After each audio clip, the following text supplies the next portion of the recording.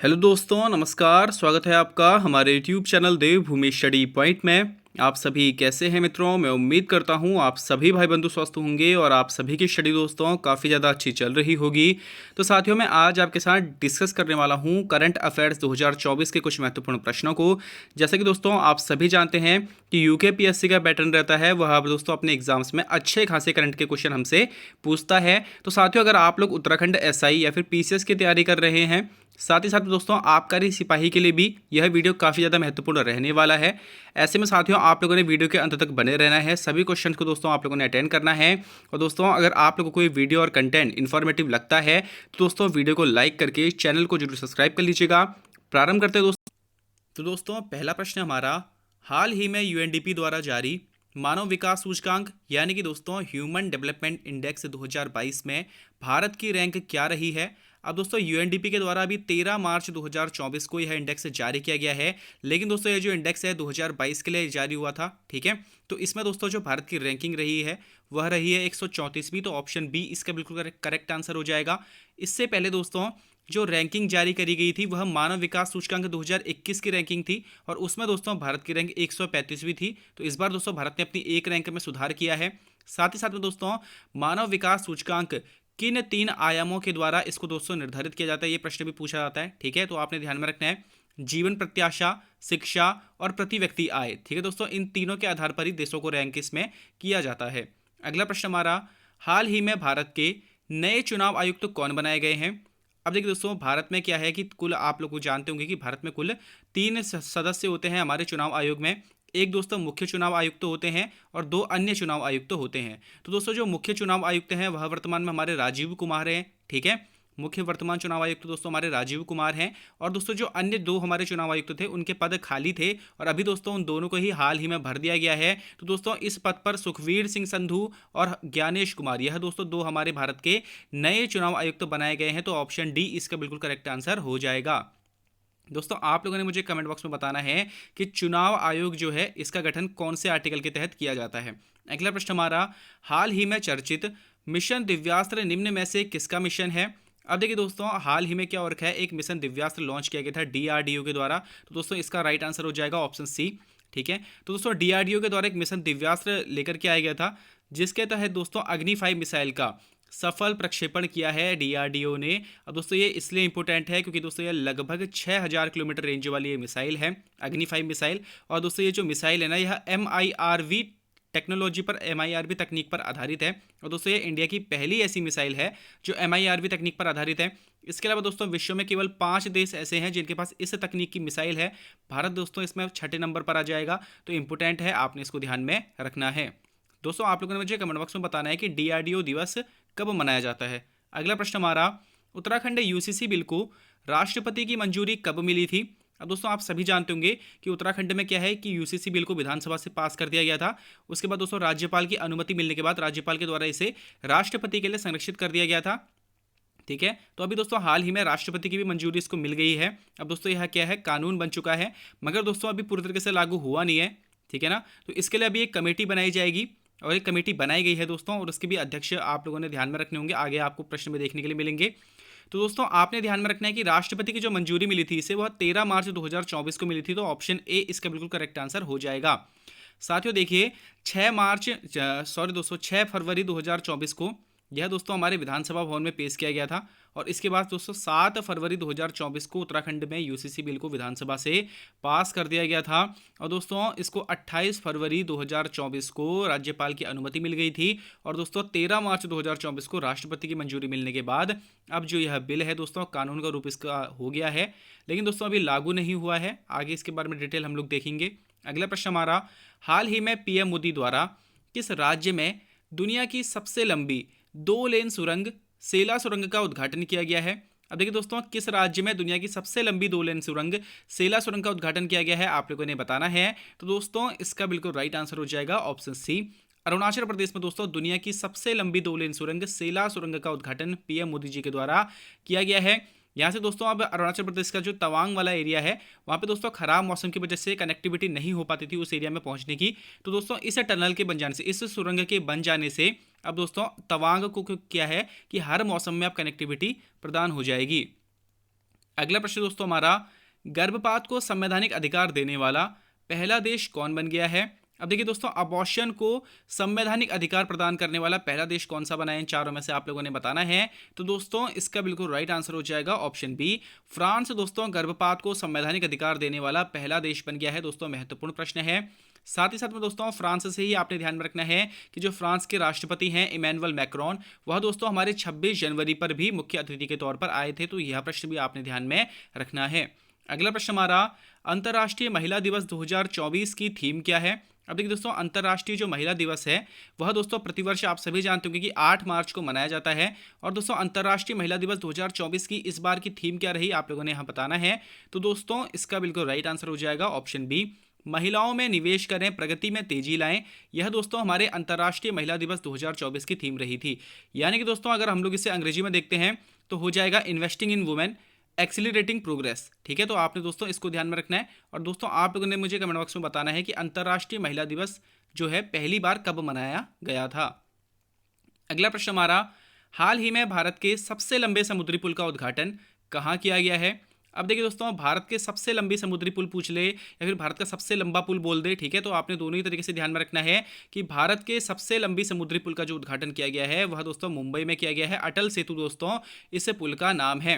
अब देखिए दोस्तों, इसने भूपेन हजारिका को पीछे कर रखा है। ठीक है, तो भूपेन हजारिका सेतु अभी तक इससे पहले क्या था कि भारत का सबसे लंबा सड़क पुल था। ठीक है, समुद्री पुल भी था। तो दोस्तों जो भूपेन हजारिका है उसको दोस्तों क्रॉस करते हुए जो अटल सेतु है यह भारत का सबसे लंबा समुद्री पुल बन गया है। कुल दोस्तों 21.8 किलोमीटर की लंबाई वाला यह पुल है। दोस्तों भूपेन हजारिका की लंबाई 9.15 किलोमीटर थी। तो आपने दोस्तों दोनों को ही ध्यान में रखना है। अगला प्रश्न हमारा, यूएनडीपी द्वारा हाल ही में जारी लैंगिक असमानता सूचकांक यानी कि दोस्तों जेंडर इनइक्वलिटी इंडेक्स 2022 में भारत की रैंक क्या रही है? अब देखिए दोस्तों, भारत के लिए जो पहली रैंकिंग एचडीआई की तो हमेशा से इंपॉर्टेंट रहती ही है, लेकिन दोस्तों इस बार आपने लैंगिक असमानता सूचकांक को भी ध्यान में रखना है। उसका कारण क्या है? तो दोस्तों भारत ने जो 2021 में रैंक प्राप्त करी थी उससे 14 रैंकों की छलांग लगा करके भारत ने इस बार अच्छी रैंक प्राप्त करी है। तो दोस्तों आपके लिए यह महत्वपूर्ण प्रश्न बन सकता है, आपने इसको जरूर ध्यान में रखना है। दोस्तों यूएनडीपी के द्वारा जो है लैंगिक असमानता सूचकांक 2022 वाला जो अभी जारी किया गया है 13 मार्च को, इसमें दोस्तों भारत की रैंकिंग रही है 108वीं। तो 108वीं दोस्तों इसमें भारत की रैंकिंग रही है। ऑप्शन बी इसका बिल्कुल करेक्ट आंसर हो जाएगा। वहीं दोस्तों 2021 में जो भारत की रैंकिंग थी वह 122वीं थी और भारत ने दोस्तों एक साल के अंदर अंदर पे को 14 रैंकों की दोस्तों छलांग लगाई है। और दोस्तों ये बहुत ही बड़ा अंतर होता है। 140 करोड़ देशवासियों के अंदर पे को किसी भी तरीके से आगे बढ़ना एक अच्छी चीज को, अच्छे प्रदर्शन को दर्शाता है। तो दोस्तों लैंगिक असमानता सूचकांक में भारत की रैंकिंग 108वीं रही है। इस बार आपने ध्यान में रखना है। इसको भी दोस्तों 3 प्रमुख आयामों के द्वारा इसको भी रैंक किया जाता है। तो दोस्तों 3 प्रमुख आयाम कौन कौन से हैं? तो दोस्तों प्रजनन स्वास्थ्य, ठीक है, सशक्तिकरण और श्रम बाजार। दोस्तों इन 3 आधारों पर भी लैंगिक असमानता सूचकांकों को रैंक किया जाता है। अगला प्रश्न हमारा, भारत ने हाल ही में 4 देशों के EFTA के साथ ट्रेड एग्रीमेंट किया है। इसके तहत 15 वर्षों में इस एग्रीमेंट द्वारा कितना निवेश किया जाएगा? दोस्तों स्टार लगा लीजिएगा इस प्रश्न को, ये प्रश्न काफ़ी ज़्यादा महत्वपूर्ण आपके एग्जाम की दृष्टि से रहने वाला है। दोस्तों क्या हो रखा है कि भारत ने EFTA के साथ ना लगभग 16 सालों से भारत इस ट्रेड एग्रीमेंट के लिए लगा पड़ा था। दोस्तों अभी हाल में जाकर के ये जो ट्रेड एग्रीमेंट है ये साइन हो रखा है। ठीक है, तो EFTA क्या है दोस्तों, सबसे पहले उसको समझते हैं। दोस्तों EFTA है यूरोपियन फ्री ट्रेड एसोसिएशन। ठीक है, इसमें दोस्तों 4 देश आते हैं, आइसलैंड, लिक्टनस्टाइन, नॉर्वे और स्विट्जरलैंड। दोस्तों इन 4 देशों के साथ क्या हो रखा है, EFTA के साथ भारत ने दोस्तों ट्रेड एग्रीमेंट किया है, फ्री ट्रेड एग्रीमेंट किया है। ठीक है, इसके तहत दोस्तों 15 वर्षों में ये जो देश है भारत में $100 अरब का निवेश करेंगे। तो दोस्तों खुद सोचिए कि कितना बड़ा ये निवेश रहने वाला है। अगर दोस्तों मैं इस $100 अरब को इंडियन रुपीज़ में कन्वर्ट करूं तो लगभग दोस्तों ये 8,27,500 करोड़ का इन्वेस्ट होगा, जो कि एक बहुत बड़ा नंबर है। और ऐसा है दोस्तों कि 15 वर्षों के अलावा प्रतिवर्ष ये जो निवेश माना जा रहा है इसका, तो 6.6 अरब डॉलर के आसपास का निवेश दोस्तों इसमें रहेगा। तो ये बहुत बड़ा नंबर है दोस्तों, आपके लिए एग्जाम की दृष्टि से काफ़ी ज़्यादा महत्वपूर्ण है। और दोस्तों 10 मार्च को ये एग्रीमेंट किया गया था। आपने इन सभी बातों के इसके बारे में ध्यान में रखना है। अगला प्रश्न दोस्तों हमारा, हाल ही में भारत सरकार द्वारा CAA भारत में लागू किया गया है। सीएए बिल को राष्ट्रपति की मंजूरी कब मिली थी? अब देखिए दोस्तों, भारत सरकार के द्वारा क्या हो रखा है कि सीएए को 11 मार्च 2024 को भारत में पूरे दोस्तों लागू कर दिया गया है। लेकिन दोस्तों अब इसके पुरानी चीज़ों से आपके प्रश्न देखने के लिए मिल सकते हैं। दोस्तों लागू तो ये अभी किया गया है, लेकिन दोस्तों एक कानून बहुत पहले बन गया था, ठीक है, जब राष्ट्रपति के साइन इसको मिल गए थे तब यह कानून बन गया था। लेकिन दोस्तों उसके बाद से लागू नहीं हो पाया था, बहुत ज़्यादा विरोध प्रदर्शन इसको झेलना पड़ा था, और अभी हाल में जाकर के दोस्तों ये लागू किया गया है। तो दोस्तों सीएए बिल को राष्ट्रपति की मंजूरी कब मिली थी, आप लोगों ने यहाँ बताना है। तो दोस्तों इसका बिल्कुल राइट आंसर हो जाएगा हमारा ऑप्शन ए, 12 दिसंबर 2019 को दोस्तों सीएए बिल को जो है वह राष्ट्रपति की मंजूरी मिली थी। ठीक है, अब देखिए दोस्तों 9 दिसंबर को क्या हुआ था, 9 दिसंबर 2019 को यह बिल संसद में पेश किया गया था। 10 दिसंबर को दोस्तों 10 दिसंबर 2019 को लोकसभा से यह पास हो गया था। 311 वोट दोस्तों इसके पक्ष में पड़े थे। ठीक है, और वहीं दोस्तों 11 दिसंबर 2019 को राज्यसभा से यह पास हुआ था। 125 वोट दोस्तों राज्यसभा में इसके पक्ष में पड़े थे। और 12 दिसंबर को दोस्तों राष्ट्रपति रामनाथ कोविंद के द्वारा दोस्तों 12 दिसंबर 2019 को सीएए बिल को मंजूरी दी गई थी, और उसके बाद से दोस्तों यह बिल एक्ट बन गया था। और दोस्तों अभी हाल में 11 मार्च 2024 को यह बिल लागू किया गया है। अब देखिए दोस्तों, आप लोगों ने इसके बारे में सभी डिटेल देख लेनी है, यहाँ से दोस्तों आपको क्वेश्चन देखने के लिए मिलेगा ही मिलेगा। अगला प्रश्न हमारा, किस भारतीय जोड़ी ने फ्रेंच ओपन 2024 का खिताब अपने नाम किया है? अब देखिए दोस्तों, फ्रेंच ओपन 2024 का खिताब किस एक भारतीय जोड़ी ने अपने नाम कर रखा है, आप लोगों ने बताना है। तो दोस्तों इसका बिल्कुल राइट आंसर हो जाएगा ऑप्शन ए, सात्विक साईराज व चिराग शेट्टी ने दोस्तों फ्रेंच ओपन 2024 का खिताब अपने नाम किया है। इन्होंने दोस्तों चीनी खिलाड़ी ताइपे के ली जे हुई और यांग वे हान को दोस्तों फाइनल में हराया है। और साथ ही साथ तो दोस्तों आपने ध्यान में रखना है कि ये जो हमारे सात्विक साईराज और चिराग शेट्टी जी हैं, इन्हें दोस्तों इसी साल खेल रत्न अवार्ड भी इनको दोस्तों दिया गया था। तो आपके लिए यह प्रश्न भी महत्वपूर्ण रहने वाला है। अगला प्रश्न हमारा, भारत का पहला मानव सहित अंतरिक्ष मिशन गगनयान के लिए कितने अंतरिक्ष यात्रियों का चयन किया गया है? अब देखिए दोस्तों, भारत का पहला ऐसा अंतरिक्ष मिशन है जिसमें दोस्तों मानव भी जाएंगे। ठीक है, मानव के साथ ही अंतरिक्ष मिशन भेजा जाएगा। इसके लिए दोस्तों कुल 4 अंतरिक्ष यात्रियों का चयन किया गया है। तो ऑप्शन बी इसका बिल्कुल करेक्ट आंसर हो जाएगा।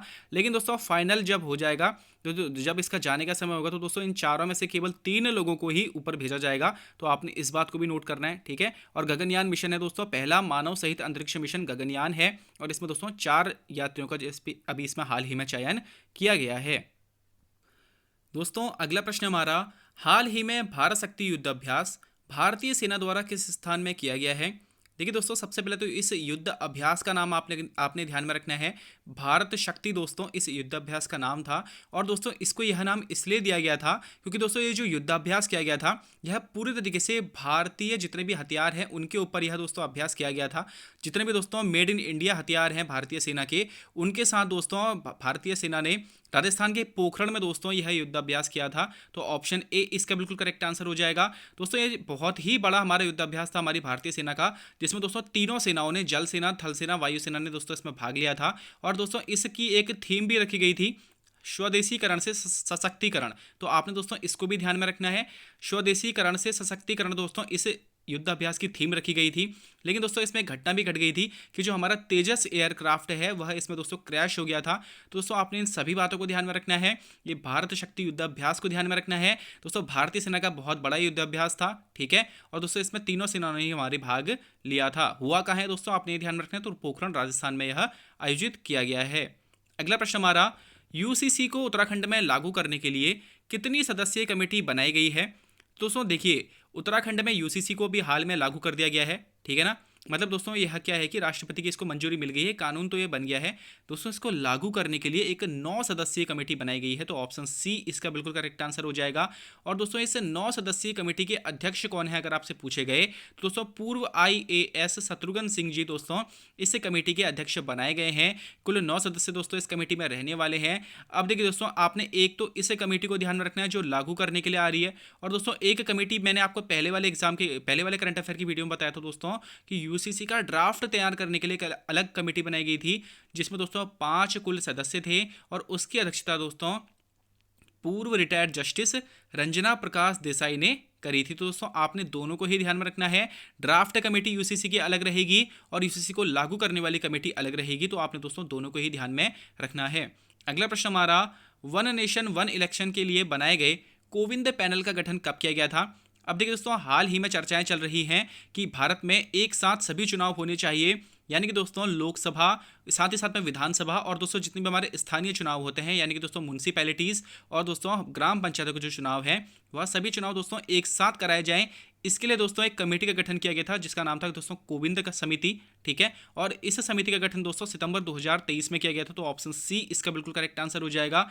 दोस्तों ये जो कोविंद पैनल है, इसकी अध्यक्षता हमारे पूर्व राष्ट्रपति रामनाथ कोविंद जी कर रहे थे। उन्हीं के नाम पर दोस्तों इसको कोविंद समिति, कोविंद पैनल का नाम दिया गया है।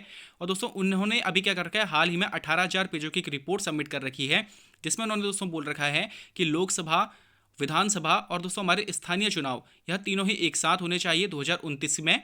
तो दोस्तों ये 2029 के लिए यह अपनी स्कीम लेकर के रखी है कोविंद पैनल ने। अब देखिए दोस्तों ये स्वीकार होती है या नहीं, यह आगे जाके ही हमें पता लगेगा। तो दोस्तों आपके एग्जाम के पॉइंट ऑफ व्यू से महत्वपूर्ण है कि इस कमेटी का गठन कब किया गया है। ठीक है, इस कमेटी का गठन कब किया गया, इसके अध्यक्ष कौन है, और साथ ही साथ में दोस्तों इस कमेटी ने अपनी रिपोर्ट कब के लिए सौंपी है, यानी कि दोस्तों 2029 के लिए इन्होंने अपनी रिपोर्ट सौंपी है। ठीक है, तो आपने दोस्तों इन 3 पॉइंट्स को इसके बारे में ध्यान में रखना है। अगला प्रश्न हमारा, हाल ही में मनोहर लाल खट्टर के इस्तीफे के बाद हरियाणा के नए मुख्यमंत्री कौन बने हैं। अब देखिए दोस्तों हरियाणा में अभी क्या हो रखा है कि मनोहर लाल खट्टर जी ने अचानक से इसमें इस्तीफा दे दिया था, और इसके बाद दोस्तों हरियाणा के नए मुख्यमंत्री बनाए गए हैं नायब सिंह सैनी। तो ऑप्शन सी इसका बिल्कुल करेक्ट आंसर हो जाएगा। वहीं दोस्तों मोहन लाल यादव भी दोस्तों कुछ समय पहले मध्य प्रदेश के नए मुख्यमंत्री के तौर पर चुने गए हैं। तो दोस्तों आपने दोनों को ही ध्यान में रखना है। अगला प्रश्न हमारा, भारत की पहली अंडर रिवर मेट्रो का शुभारंभ कहाँ किया गया है।